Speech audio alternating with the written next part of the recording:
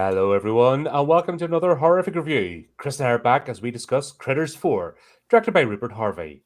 After being cryogenically frozen and waking up on a space station in the near future, the critters aim to have an unwitting crew for lunch. based on a Greetings. based on a true story. No, Yep. I'm just kidding. But we finally have Critters from Space! In space! Space. I tell you, I'm a big fan whenever these directive DVD sequels go to space. I don't know. It just adds a fun That's a element to thing, isn't it? They should have done loads more. it. It's just so ridiculous, but I feel like everyone should have to do at least one space movie. Have we gotten like a Jason in space or Yes, Freddy in Jason X. space? Yeah. Have you not seen Jason X? No. Oh, are we starting? Are we starting to stream this conversation again? You need to have a button whenever I haven't seen a classic horror movie. Wah wah wah. Yeah. Just Uh, wax me on the head. even if you've never seen any of the other Friday the 13th movies, you have to watch Jason X. In fact, we're going to put it on the list. Okay. We're doing it. Okay. You have to experience the gloriousness that is Jason X. Hellraiser Bloodlines took itself seriously, so it wasn't like a proper in space movie, but Pinhead's been to space. Leprechaun's been to space, obviously. Yes, we saw that one. Yep. God, I need to go down this rabbit hole. Yeah, you know what I think it is? I think, growing up with Alien, and it is the perfect setting. Like there's certain tropes like a cabin in the woods or stuck on a boat in the middle of the ocean at night. Like there's just certain things, but like space is just like the perfect setting for a horror movie. But it seems like it's kind of gotten intertwined with like the sillier movies that do it, which is fine. We need to actually do a deep dive on this and see when the first in space movie was and how it became a thing. And the thing with especially these sort of movies, they realize they're not going to scare people.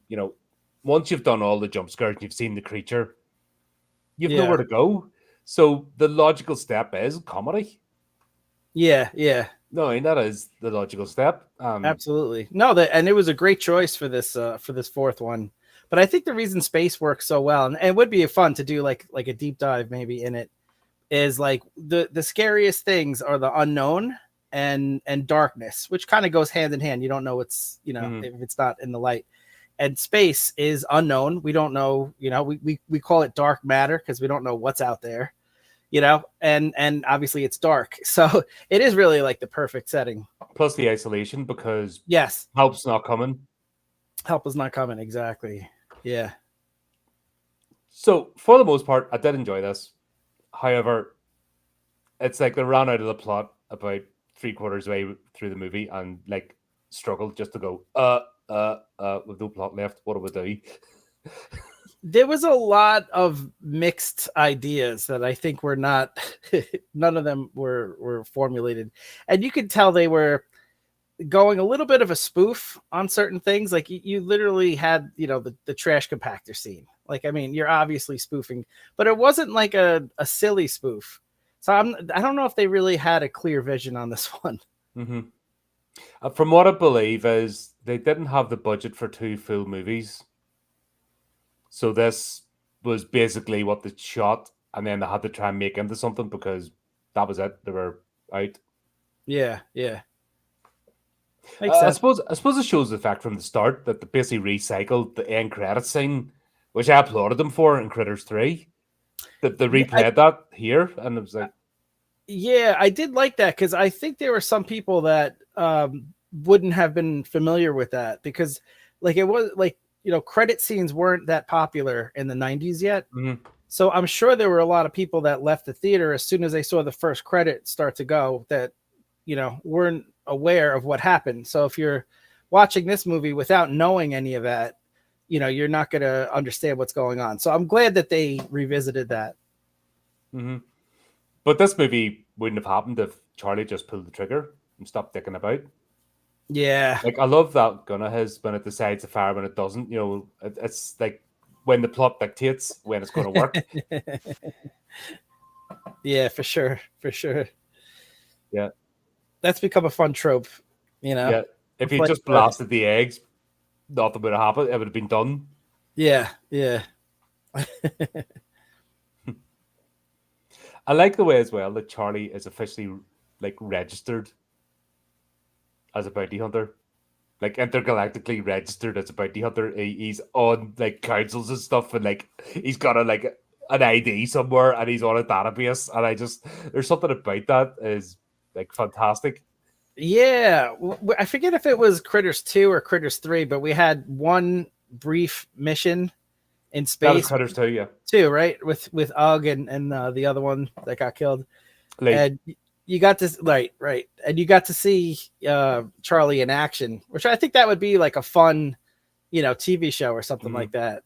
Just like this human who's kind of a klutz, doesn't really belong there, and almost like a Men in Black type of situation where you're just up against ridiculous aliens that you should not be able to capture or do anything with, but somehow find a way type of thing. I think that could be a fun although spin. we're starting to see Charlie transform here into like basically a bit of a kick badass, and it was going well, and then they just had to like dial him back again. I was like, oh come on.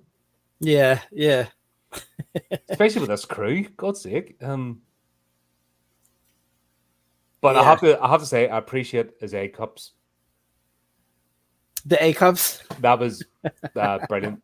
I know you don't have A cups over there because I remember I brought some over across. Maybe like, what are those things? Civilized people have egg cups because it's nice, when you have your boiled egg. I like it. I like the way he did it, and it didn't mess up the cryogenics at all. And didn't. I'm thinking the same as putting it in the microwave, but Yeah. and it didn't do that, so that was cool. The egg cups were good. They weren't as good as the C cups later on in the shower, but they were still good. Didn't really see. Only saw the shadows. No, you really didn't get to see much. That's true. Saw a bum though. There's a nice bum. Yeah. I love the way they give him 15 seconds or something to like crawl into the pod, and then they're like, "Nah, poof." And how the hell does that thing take off? And it just flows through space. That was my thought too. It's just kind of just flipped around. There's no engine. There's no I guess whoever was in charge of like the graphic design, they're like, it's all right. Yeah. It just spins. Yeah, we'll just do that. This digital graphics are special. Oh my gosh. Oh, like they actually make an effort with the practical effects. That's a weird thing, and this is this time of, early 90s into the 2000s where they're digital stuff, and it just looks shit. And you can see how the practical effects, even the cheesy, cheap ones, are far superior. Yeah, it was an interesting time because I feel like the graphic art, the graphic design part was probably cheap, I think, at the time. Whereas nowadays, a lot of studios are going back to practical effects because of how expensive some of the digital stuff gets.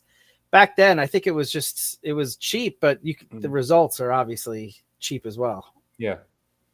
That's what gets me. That basically you've got these software houses now that do the graphics and everything looks awful, and they spend like 5 times the movie's budget and getting nothing. Where I'm all for it. Let's go back to nerds buying loads of Airfix kits and model kits and shoving things together, and doing it in the room and taking photographs and panning it in and back to that again, because you can't beat that. I'm sorry. But yeah, you can't beat that physicality, and you dent things and make it look as if it's like asteroids have bounced against it and stuff. You just can't do that digitally. It doesn't look good. No, and it wouldn't have taken that much money to just have paper mache, asteroids bouncing against each other. It would have been so much better. It does take you out of it, but I think it's enough fun to still recommend seeing this one, especially if you've seen the other ones. Oh yeah. Like I said, it's a fun movie. I feel like it was actually better put together than Critters 3. I think some of the acting performances in Critters 3 were good. I liked the neighbor upstairs. I thought the girl was good. Leonardo DiCaprio was good. Yeah, I could see that. I mean, there's definitely one, like the sets and everything in this one were okay. I There think was it's just some more the decent. storyline, it just felt like I don't know, I just got the impression it was better put together. Three felt a bit Yeah, all over the place. I think what tripped me up is I felt like there was a better movie in here. I feel like if you had a good editor or just a way to tie it together. I created a whole backstory in my head, which I'll get to when The the time time is right. comes. Yeah, but I I need a feel, dun, dun, dun button. but I do feel like there's actually a better story in here somewhere than the way they went, because they didn't really explain Ugg's heel turn. They didn't explain what was going on with Earth. They didn't explain why the station was abandoned. Like, these are very key elements of the plot that were left unanswered. So a weirdo like me is going to fill that plot in, and I would have liked for them to have given a little bit more. Yeah, I felt like What's up, actually Flea? Leprechaun 4 was better as in terms of even the insanity, it all made sense. Yes, Yeah, but this is I think are like you said before we went live is there's a lot of ideas here, but not one formulated through line. They throw a exactly. lot in, and I don't understand the into the future bit. Like it's only like 50 years, so it doesn't make sense. Is it 200 50 years into the years? future. Yeah, it was only like 50 years. Hmm. Damn it, I can't wait anymore. All right, It's more than there's 50 years. I there's have a theory about this. And darn it, I can't oh, hold it the back anymore. theory dam is about to burst. Get ready. We got Flea Oh, here. What else do we need? Let's go, Flea. to the theory cave. It's a theory. It's a Chris. It's a theory. Chrissy Chris. Chrissy Chris. Chris's crazy theory. So, a theory you have, eh? Well, I felt like once you mentioned the 53 years in space, I couldn't let it go. And then, give you an honest review from here forward when I would just be thinking about this. Because I noticed a very important detail. So to catch the audience up, if you're just joining us live, that's not how this works. This isn't TV. But in one of the first scenes, we see the main character, well, not the boy, who I feel is like the protagonist, him and Charlie. Yeah, Ethan. He's in his room and he's got a calendar in front of him and he's circling off the days until he sees his father. Well, you know me, I tend to latch onto like the smallest detail and I get a little bit fixed. I might have a little bit of a problem. We're getting it looked into next week. But if you look at this closer, look at the dates. So I'll try to zoom in. 2340, 2341, 2342. And you could say, well, maybe that's related to some other, scale that has nothing to do with the the human calendar. But no, January, February, March, like these are definite years and months of the year. So this is 350 years in the future. And he's circling a colony, and then eventually his hope is to get to Earth. So I saw this and I was like, well, this is kind of interesting that we're set that far in the future. And then I noticed what he was watching on TV. He's watching an old black and white, cowboy movie from like the the early or mid 20th century. So if this is the year 2340 something, he's had 350 years or probably close to 400 years since this show came out. Why is he watching such an old show? It would be the equivalent of me and you. What's that? Retro is chic. Retro is chic in the future, maybe. But I mean, 400 years past, it would be like me and you watching a play, from set in like the 1600 or 1500s or something like that. So it's odd. Shakespeare live. And then you look at some of the artifacts in his room. He's got a baseball glove that looks like it's from the 1960s. Some of the other things in here, cantinas, there's nothing from within the 350 years. It's almost like something happened to the earth where it was like frozen in time, or it didn't progress any further. So it wasn't the budget of the movie at all then? No. It wasn't the fact that it didn't have very much money to make this? And this isn't a movie. This is real life, Colin. I don't know why you keep saying movie. I don't know what that word means. But if you look at this, definitely there's something unusual why he only has objects from a certain period of time. So I'm starting to think, you know what? Something's happened to the earth, and these are the last types of artifacts. And so we see this play out a little bit more. So he's talking to Charlie later on, and Charlie says, "This was a great scene, by the way." It was. This I actually was love the way this was done. Yeah, this was probably the best scene of the movie. I agree. So Ethan is talking to Charlie, and Charlie says, it's a driver's license, and then Ethan says, Charlie, it says here expired, and then Charlie says, no, that's 1993. That's next year. And he says, no, Charlie, this is like 53 years ago. So Ethan is the same character that at the beginning of the movie was circling the calendar, 2349, 2348. He is aware that it's 350 years in the future, not 53.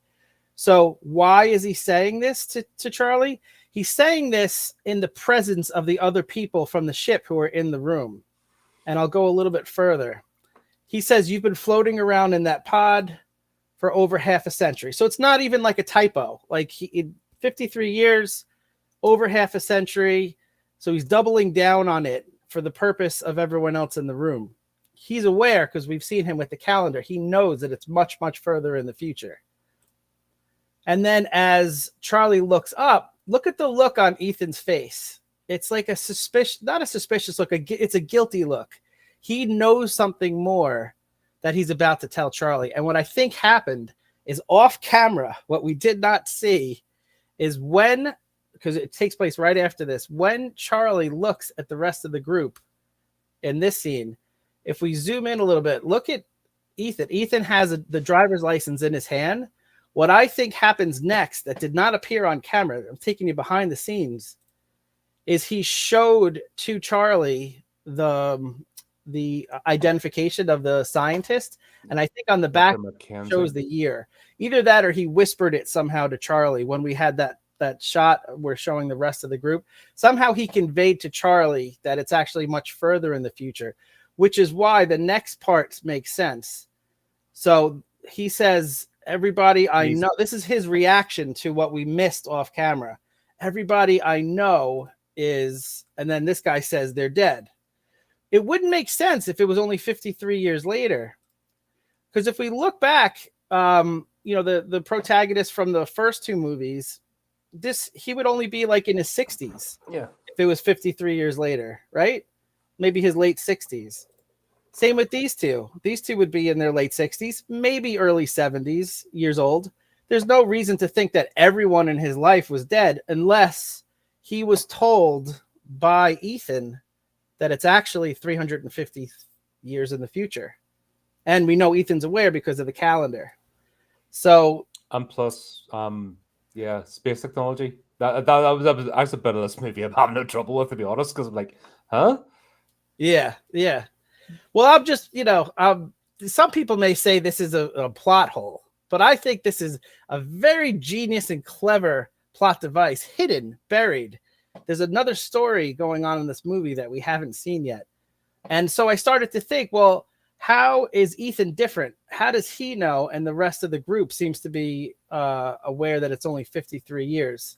By the way, right after he tells Charlie that everyone he knows has died, that's about when Charlie was about to pass out, which I just put this here because I thought his face was funny right before he falls back and faints. But something's different with Ethan. So then I had to look further. So when Charlie first meets Ethan, so we're going back a little bit, he says, where are you from? And Charlie asks him, "Are you from Earth?" This is actually Charlie saying it to Ethan. And then Ethan almost gives it away. He says, "I'm sorry, I've never," and then it gets cut off. I think what he was about to say is, "I've never met anyone from Earth." And it plays into my idea that something has happened to the Earth where that's why some calamity or something has happened. That's why all the artifacts from his room are from 400 years ago. So then I started to think, well, why is Ethan different, and why are the rest of the crew kind of stuck in this loop a little bit where they think it's only 53 years later and not 350 years later? Why don't they know? And I started to ponder. Well, I have the answer for you, Fred. You came to the right place without knowing it. The script didn't. But you know what? The movie gives us more clues. All right. It's just little breadcrumbs we got to try to follow. So this lady here, the scientist, she was doing a lot of experiments. So she was saying here in her video, if we could develop the means to make them replicate as other artificials tend to deconstruct after a few days. So we saw in the lab, she was trying to do, biomatter experiments on creatures to try to, replicate them. That so what I goes think, well. What's that? That always goes well. Of course. When has that ever gone wrong?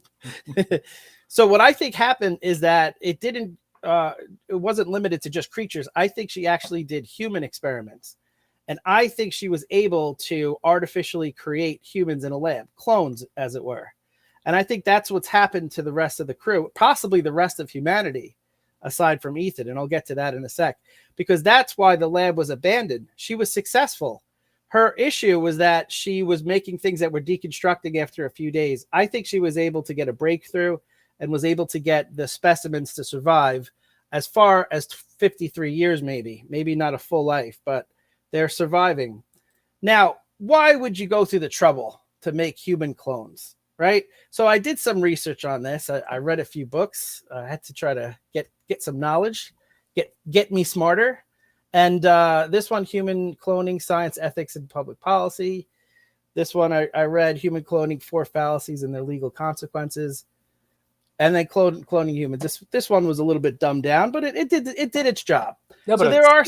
it's a bit like making meth, isn't it? And you're not a chemistry, major. You just have to get the making meth for dummies, same as cloning humans. If you only got a few spare parts, then yeah, you can. How hard can it be? Somebody up quickly. Yeah. How hard can it be? So one of the advantages of cloning humans is that you could pre-program them. You could put into their head certain memories. You could have them, predisposed. Maybe you could have them where they'll get to a certain age and then they'll buy a stock in your company, or they'll do something that would make you a rich person. Like, there's so many ways you could pre-program them or predispose them to act a certain way financially. So is there any example of that? Is there a company in the movie that looks like they possibly stood to benefit? Well, there was. It was the TerraCorp. And in fact, at the beginning of the movie, they referenced their third quarter profits alone was 403 trillion new bucks, which, given inflation, is still pretty good 350 years later. So what I think is that corporation did the science experiments, came up with human clones, and they were able to, profit for that. But it's kind of a wispy premise. I think we need maybe... That's a lot to achieve in 53 years, because, we can't even get the solar lights to work properly in the winter. Those die. That's true. That is the ceiling of human technology. Once we get past that, I'm convinced. Or then little fountains. If you get those outdoor fountains, solar power ones, to work all year. Yeah. We've made it. Yes, exactly. Once we top that, we could do anything. Time travel, whatever it takes. But there would be more clues if there were clones in this, right? So some of the tips I learned in the research I did is that they would have superior strength. Well, we see examples of that. Another roids then? What's that? It wasn't the roids then? No. This is clear signs. That guy likes roids. He might also like roids, but this is a clear sign that he's a clone. Another sign, because I can sense a skeptic when I see one. Another sign of cloning would be irritability, short-tempered, or a lack of human empathy. Am I And a we saw clone? examples of that throughout the movie. But this, Am I a the clone? captain. What's up? Oh my god, I'm a clone. You might be a clone, which is good because we have a spare if something happens to you, buddy. Where's Colin Prime? Is he living the life of luxury? That's why I'm here. I'm being tested. I feel like I'm always being tested because I'm specimen B. You're Colin 7. Look, live my shit life, huh? the first 6 Collins we had major issues with, but you seem okay. But another sign would be they would have memory loss, especially if they were pre-programmed to certain memories. So like I said, the 53 year thing is a good sign of that, because they seem to think that it's only 53 years later, not 350. But was there another sign in the movie of some sort of memory gap? There was.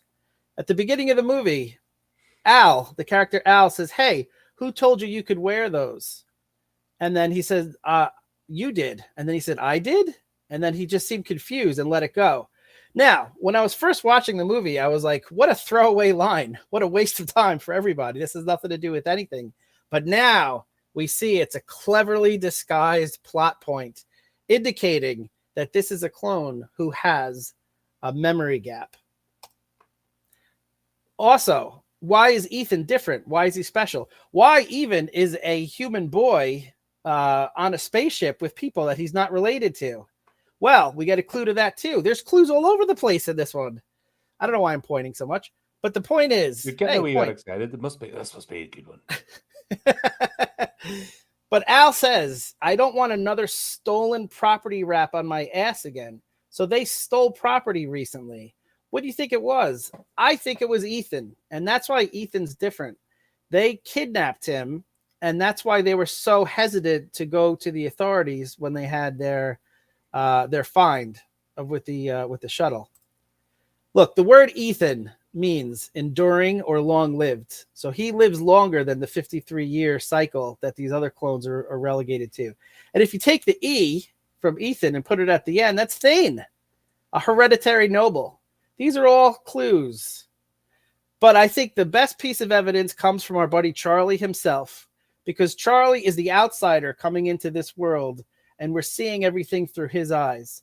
So when Ugg tells him things change, Charlie says, "So do people." He meant it literally. People are not the same, because he recognizes that these are clones. Ethan is one of the last natural humans left, besides Charlie. Dun, dun, dun. My life expectancy is due up very, very soon then. Oh dear. I haven't long left. Subscribe to the channel. Help me live an extra year. All right, Colin 8, come on in. This one's almost done. There you go, folks. It's a theory. It's a Chris. It's a theory. Chris. Chris's crazy theory.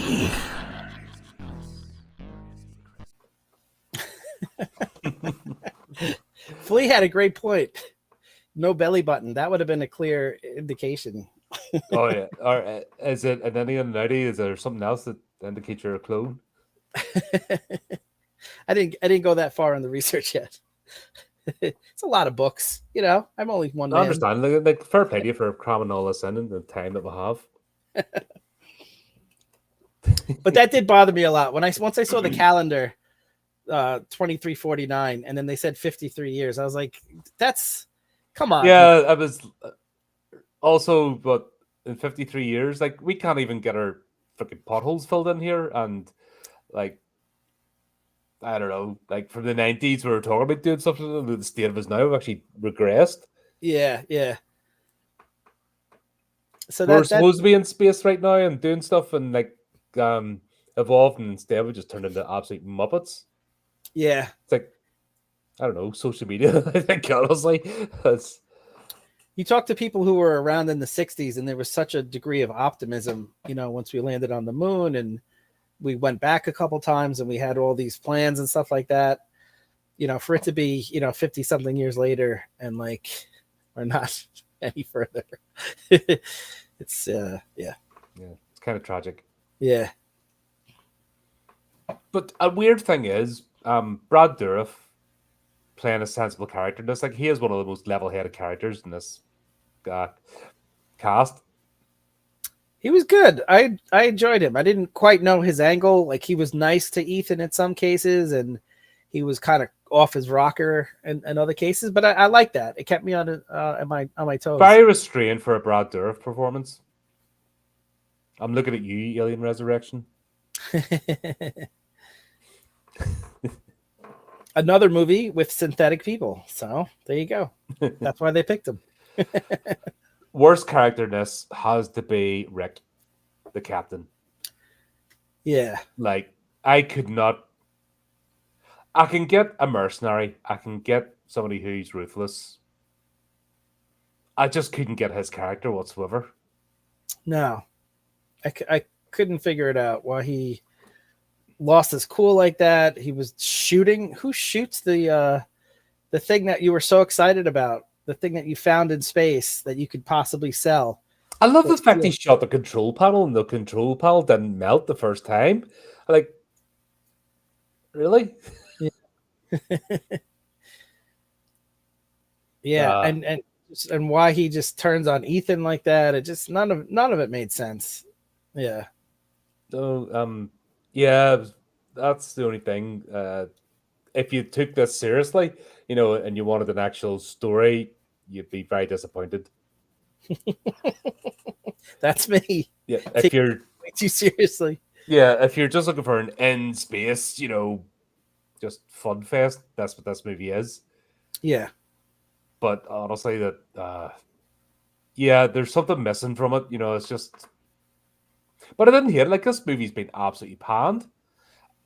I don't get the hate. You know what I mean? It's not like one thing I watched and absolutely hated every minute of it, or it's going. And when I react like that, I'll soon tell you.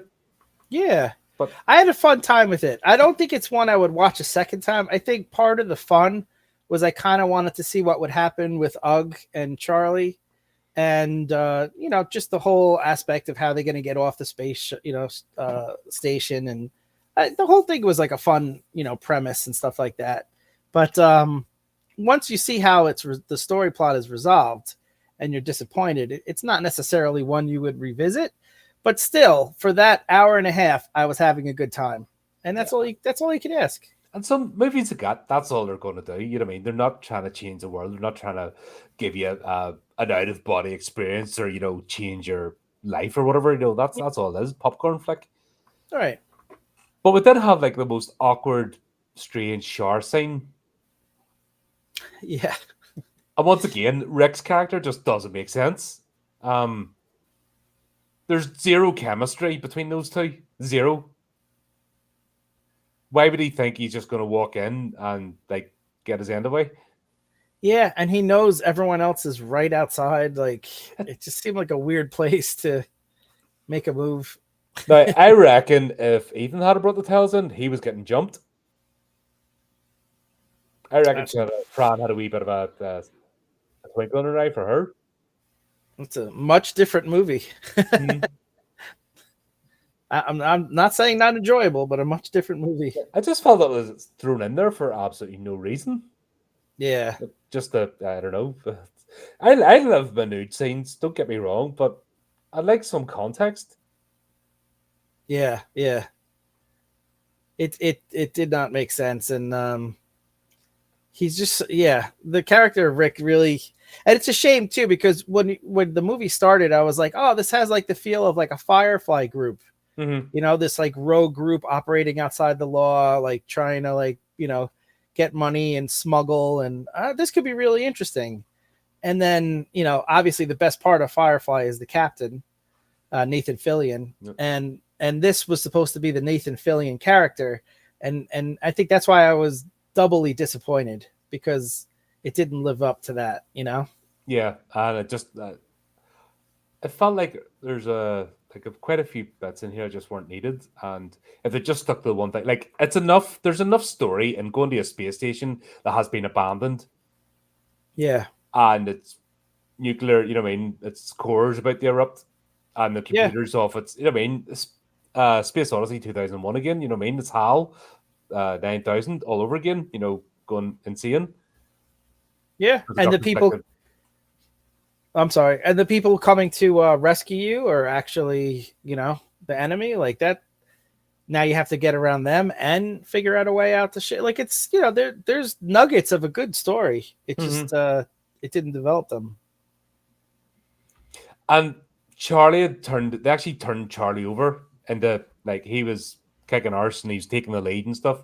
And then it's almost like, oh, we've got to make him goofy again, and they just made him randomly goofy, like the scene where he's shooting in the cockpit Yeah. because the plot needed them to take out the other ship. Right. They leave him Right. stranded there, if that makes sense. And you're like, all right, okay, there was no need for that. That was actually being disingenuous to his character because he'd actually turned a corner. Yeah. I This felt is like, what I wanted to see Charlie, and I wanted to see Charlie like this in Critters 3. yeah, I felt like this one went back to the end of Critters 1. They just erased like 2.5 movies of character development with him, where he had become kind of a competent, cool bounty hunter, and he just became like this reckless, like imbecile. Yeah. I was after like even when not Fran Al Brad Dourif's character has the Yeah. pistol, the 44, and he's like, more of a 38 man myself, blah blah blah, does all that. Like that was it. He was there, and then they just after that scene in the cockpit, they just regressed him again. Like, what are you doing? Yeah. Yeah, it was a waste. Yeah, Yep. they needed to keep to his character better. Bernie's death was fun though. I just like the fact that he goes into the pharmacy, nothing's labeled, and he's just like, I'm taking like putting him into a bag, like not even Not separating them or anything. yeah, like which is an upper, which is a downer, which which two do you combine? Like, is this the way it works in the future that the everything's like specifically color coded so you know exactly? You had a great comment off camera. I think you put in the notes where, like, for all you know, he just took 500 laxatives. Yeah. Yeah, that was Weird, silly. It was funny, but at the same time, it was ridiculous. It's like, what he did. But it was fun because that Bernie was an idiot character, and you kind of wanted to see him die anyway. Because Yeah, I will say, because I have been, knocking the movie a little bit. Some of the pacing was pretty good. Like I've seen movies like this where the captain's character would make it all the way to the end, and that would have been horrible. I was glad they kind of got rid of him early. oh yeah, then that was a horrible character. Yeah. Badly done. So that was a good thing it did. Just like let's Right? get rid of him. Make And him the same first thing- victim. Good. Exactly. And same thing with Bernie. Like you didn't need a character like that, taking up screen time for the rest of the movie. It really should have been about the critters versus the people with the added element of Ugg, mixed in. And I thought they pretty much did that. So I thought the pacing actually was pretty good.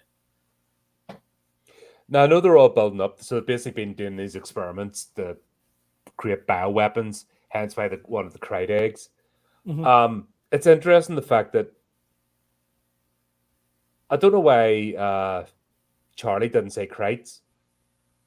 He knows the word krite, so when you say crate eggs, and then I don't understand why I didn't have like a resonance of, oh, I thought they were extinct, blah blah blah. Remember, blah blah, and somebody Alpha Centauri 23 got wiped out by krites. Oh, would hit those things to come back. Right. That's what I was waiting for. Yeah, they just left too much unanswered. And I'm okay for, leaving a little bit of a mystery, but there was such major holes like that they had no information on. And just, it's not enough for me, I just think, it's all down to this is the direct-to-DVD sequel, and this didn't have the budget, and I think they were trying to create a whole new movie, and they just couldn't. They weren't allowed. I almost think there was meant to be a Critter. There are 5 Critters movies, but I think this is meant to be 4 and 5. like a Yeah, two-parter or carrying on, the story. I can see that. And then It's I just- think it got the rug pulled out of them under them, so they kind of had to throw this together or get nothing. right, right, right. I mean, I can see that. I can see that, and it's open ended at the end. Because there is, the whole idea of what's happened to Earth, and is Ethan going to find his father? Like, there's some, they were, there's some interesting sequel ideas that hope maybe they were trying to get to. There's a fifth. Critters Attack. Yep, Critters Attack's the fifth movie. We're doing it. We're doing it. Absolutely. We're just blowing fleas, man. He's entering uncharted territory. um, If we did Sharknado 7, we could do Critters 5.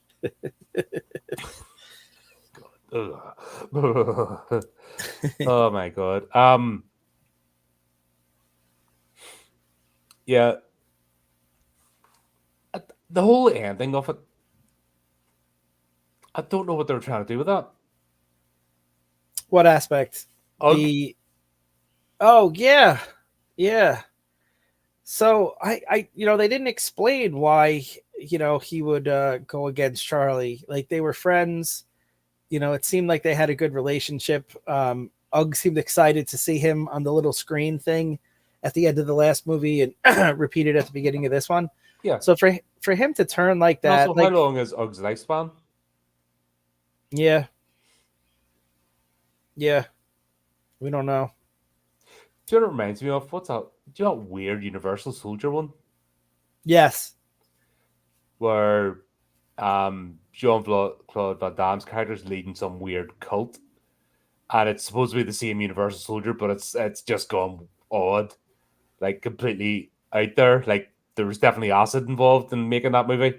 Oh, for sure. Yeah, that's what I'm thinking with Ugg's character. He's that. I can't remember his character's name, but that weird Universal Soldier. That's what I'm thinking of. Ugg has gone that way. Yeah, could be. And we the only hints they gave us were that the Terra Corp had basically taken over. Yeah, the Galactic Council is gone. The original one. Yeah. All in 53 years. I can see that. Like a major, but it have to be like a war or something. Yeah, now I joked with the with the the crazy theory, but I do think they had originally planned to do it way in the future, and somehow along the way there was some sort of mistake, because the calendar said that 2349. Yeah. So that's a piece of the movie that someone had to make. They filmed it like was part of the plot at some point, and it actually makes more sense in that context, everything that's going on, because 53 years in the future, like, we might have slightly faster cars. We might have the, some things figured out. We're not going to have like space stations and, Yeah. We can barely get Yeah. Windows 11 out the door. Yeah. We'll have Windows 13. That's about it. Yeah. There you go. You know what I mean? Yeah. It's that bit of it's frustrating because this is a movie that's the thing. You want more. Like this whole new premise, this new universe of bringing the crites into, you kind of want more, you do, because it's a lot of fun, and Yeah. I want to see Charlie now as he's got past his awkward phase. I want to see him as a fully functioning bounty hunter. I want to see him like Ash, if that makes sense. Yeah. Where when it comes to taking down the crites, that's it. That's what he does. Despite his flaws as a person, this is what he does, and that's this is what he lives for. I think that's a great example, because it wouldn't feel rushed at this point. It would feel earned, and as a viewer, you're almost like rewarded for having seen all 4 movies. If you get to see Charlie turn into that type of character, it's almost like a reward, like as a fan, that like, hey, you know what? You and the character both earn this development, and now he's cool and can shoot people. Yeah, it just reminds me, like 6 Phantasm movies waiting for Reggie to have sex finally, and every time he gets denied, it's like we're waiting for Charlie to come in, come into his own and finally go into full hero mode, and he keeps getting tripping over himself. Have you seen the Phantasm series? I've seen it, one or two. Boy, yeah. yeah. Hit the alarm. Yeah, whoop whoop whoop.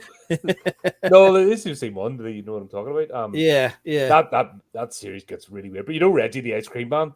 I vaguely remember. He's always wanting to get his end away. Yeah, and all throughout the series, he almost nearly gets it, and then it doesn't happen because the tall man comes and ruins it. No, we've all been there. What do you think of the actual critters themselves? I wanted to get your take on that in this one. Okay, the strange thing is when they hatch that they automatically know everything. That was a weird one. They're not taught like these. We know the Krites are intelligent. They're sentient. They're technology based. They can fly ships. They can do. They're not mindless eating machines. They're just evil wee shits. But they're all I just find it interesting that when they hatch out of the eggs, they just have this knowledge straight away and they don't get taught it. And I like the design as well. Even the bigger, the bigger ones, they're a good design. I agree. I thought they were cool. I like the idea that they would go for your throat now and in your mouth. We really didn't see that much. They didn't shoot quills this time. I was a bit disappointed. Yeah. I kind of wanted Bernie to get shot up and enjoy himself. Like, way, it's better than this. It's one of them things shoots. Way in 3 we saw the new ones. He got drunk, stoned. I would like to have seen him get shot up. He's like, oh, that's the best hit ever. Give me more. That's such an obvious, great idea. I'm surprised they didn't do that. Him just being completely stoned and then just letting them eat him, because he's having a great time. Oh my gosh, they absolutely should have done that. That would have been way better. Dipping the quilt, and actually lining one of them up and dipping, like crushing down and dusting themselves in the pills and then shooting them. Yeah, for sure. Something silly like that would have been great, but hey ho. Yeah. I like that idea. Now you have the original idea of the xenomorph was terrifying. It was great. But they have beat it the same as a predator. They've beat it to death. And you just don't see it anymore, and it's got ridiculous. At least the Critter series is not taking itself too seriously. No. And that's the thing. It's not taking itself too seriously, but they're making an effort with the actual the Krites themselves, they get better. Alien Earth killed me. That broke me. Like and the shite all the way through it, and then Mummy and Daddy or Mummy and Baby fucking Xenomorph just looking absolutely stupid at the very end. Like, it was just ridiculous, and I've lost all love for the Xenomorph, if that makes sense. Like, any excitement when I see a Xenomorph now, it's gone. Like, it's just too many shitty movies now, and they've killed the franchise. Same as the Predator. The Predator used to, back in the day, make me go, whoa. Now I'm just like, nah, don't care anymore. I can see that. I still have faith in the Krites. That's the thing. I still have faith in these wee shits because they've got personality. Yeah, they didn't get to show as much of it as they did in the third one when they were making pancakes or something. What were they doing in the kitchen in the they were last one? Just cooking and arse the bite and just there wasn't enough of that in this one, but they're still they're a fun character design. And there's a line this is, I'll pack up the ship, you grab the kids. Those sort of lines, showing they're intelligent and just that sort of thing makes them great. Once again, this isn't one. These are the creatures that need to be hidden away. If that makes sense. The way that Xenomorph only works if it's in shadow and dripping and jumping out at people. Same as the Predator only works when it's hidden and it's that fear that nobody knows. But the Krites don't need that. they just have sheer numbers and bloody mindedness, and they're ingenious in their own way. That's the way of it. So you can have more and more of them, and the fact their interactions and actually using technology and stuff is great. Like you saw them getting ready to pilot the ship and stuff, and they're controlling the space station and stuff, and Yeah. and not just being hiding in the tunnels. They're like, let's mess these guys up and close the doors and stuff on them. You know what I mean? Yeah. That was great. I did like that stuff. Yeah. I love the way I love space stations have a self-destruct in the first place, but I love the way the AI in this, Angela. I know you're about to die. I'll play you a happy little tune, but it's the last thing exactly the same time. It's not. Sometimes going to happen. It's a classy space station. They have nice soft music Yep. as you go to your final Oblivion, grave. yes.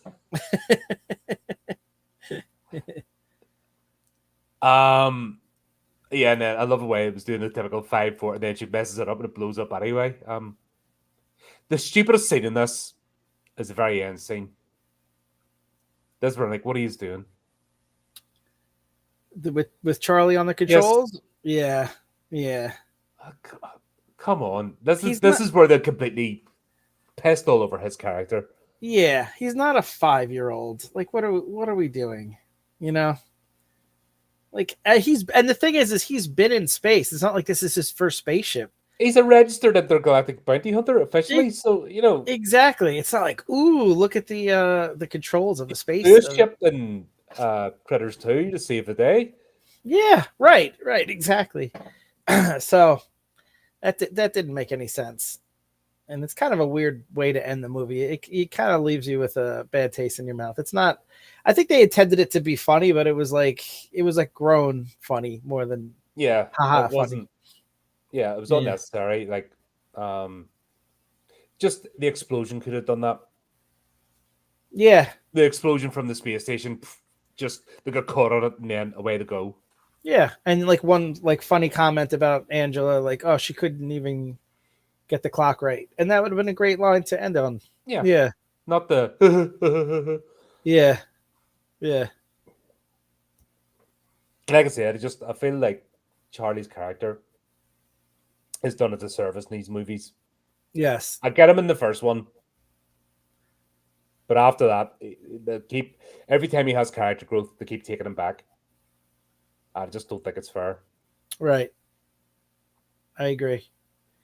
And especially for us watching them sequentially, you're noticing the growth and then you're noticing progression. Maybe it wouldn't have been as bad if you watched these like 5 years in between, but it's the point of a sequel is you really want to make it for the fans that have seen the previous ones. Mm-hmm. And those are the people that you're shitting on by not allowing the character to grow. Yeah, it's it's not right. And you want to see the story move forward, not just go around in circles. And they did well with the story moving forward, but just if you're going to have Charlie as the main character, let him be the bloody main character. Come on. Right. Exactly. Yeah. And especially now that he should have his shit together.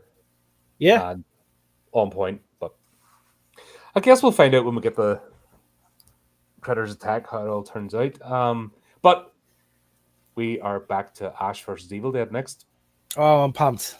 Yes. I'm pumped.